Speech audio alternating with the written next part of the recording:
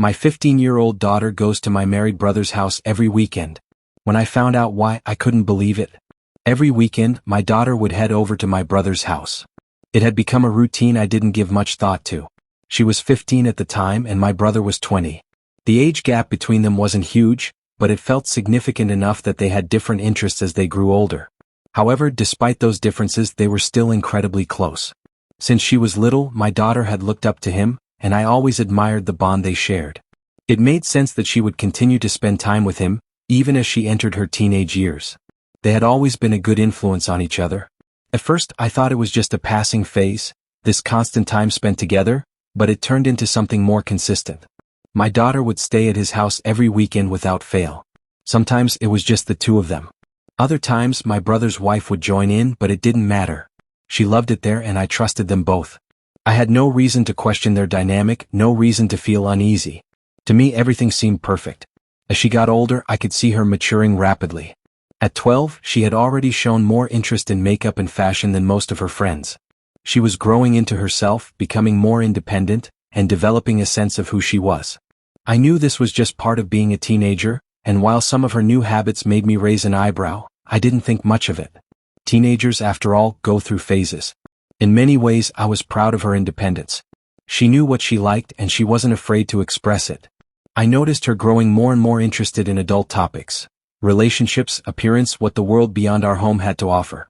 And the more she grew up, the more she started spending time with my brother, not just because he was family, but because they genuinely seemed to enjoy each other's company.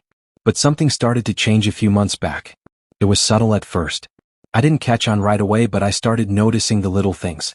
The late-night phone calls, the sudden secrecy when she was texting him, the way she began to change her behavior. She started asking to go to my brother's house more often. It wasn't just weekends anymore. Sometimes it was during the week.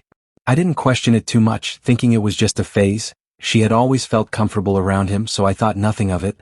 But then that night, everything changed.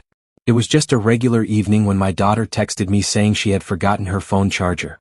At first, I didn't think it was urgent. She was always forgetting small things like that. I told her I'd bring it over, but as the evening went on, I became distracted. Time slipped away and soon it was 11 p.m. It wasn't an ideal time to drive over, but I told my husband that we should just get it done. When we got to my brother's house, the first thing I noticed was how quiet it was. There were no lights on, no sign of life inside. I rang the doorbell several times, but there was no answer. It wasn't too unusual, especially late at night, but something didn't sit right with me. We stood there for a moment, but then I noticed the side gate was open. My brother was always so meticulous about locking everything up at night, so this struck me as odd. Still, we didn't think much of it and just walked through the open gate. We were family after all.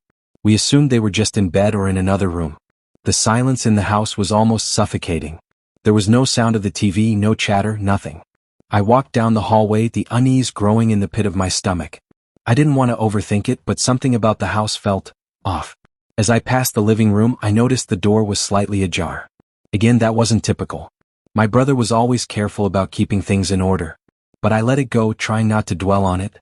I walked down the hallway trying to convince myself that everything was fine. When I reached my brother's room, I noticed his door was also cracked open. At that point, the unease I felt was overwhelming, but I couldn't understand why. I just had a nagging feeling, something I couldn't explain. I stood in front of the door for a moment, unsure of what I should do. Part of me wanted to knock, to call out to them, but the other part, perhaps the more rational side, told me it was silly to feel this way. I took a deep breath and slowly opened the door. That's when I saw them. My daughter and my brother were standing in the corner of the room near the window. It was dark, but there was enough light to make out their silhouettes. I didn't know exactly what I was expecting, but what I saw left me frozen in place. Both of them were holding something in their hands, cigarettes. My daughter, my 15-year-old daughter, was holding a cigarette between her fingers, her other hand lazily pushing her hair back behind her ear. The glow of the ember illuminated her face, casting shadows on her features. My brother, standing next to her, was watching her, his cigarette dangling from his lips. They weren't just holding the cigarettes. They were smoking. My daughter was smoking a cigarette. The smoke swirled around them, thick and visible in the dim light, and for a moment I couldn't process what I was seeing. My brother, who I trusted implicitly, was standing next to her, encouraging this behavior. I couldn't believe it. I watched as my brother took a drag from his cigarette, and my daughter did the same. She looked so comfortable, so casual. She wasn't hiding it from me. It was as if it was normal, as if this was something they did all the time. The shock hit me all at once. My mind raced, trying to make sense of it. My daughter was 15. I'd never even imagined she would start smoking. I hadn't seen any signs. She hadn't acted out in ways that made me think she'd be influenced by something like this. And my brother, of all people, he was supposed to be the one protecting her, guiding her. He was her role model, the one who should be setting an example, not showing her how to sneak around, how to indulge in something I knew was harmful. I watched them for a moment longer, unable to tear my eyes away. My daughter and my brother were laughing like it was nothing. They were sharing something secret, something that only the two of them understood. I could see the smoke in the air between them, and I realized that the connection they had wasn't just about shared memories anymore. It was about something more dangerous, something I hadn't been prepared for. I felt a wave of betrayal. How had I not known about this? How had I not seen it coming? I had trusted my brother with my daughter. He was supposed to be the one to steer her away from things like this, not lead her into them. The more I thought about it, the angrier I became. But then, another part of me realized that it wasn't just about smoking. It was about trust, about my daughter hiding this from me, about my brother's role in all of it. My mind was spinning with questions I didn't know how to answer. I turned and quietly walked back to the front door, my heart pounding.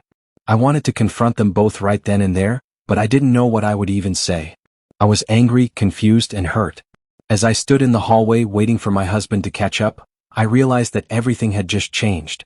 The family dynamic I had taken for granted, the trust one thought we had, was suddenly fractured. That night I didn't sleep. I couldn't stop thinking about what I had seen. How could my daughter do this? How could my brother let it happen? The questions kept circling in my mind, and I knew that whatever happened next, things would never be the same. I would have to confront both of them, my daughter and my brother, but I wasn't sure how to start. How do you confront the people you love when you feel like they've betrayed you?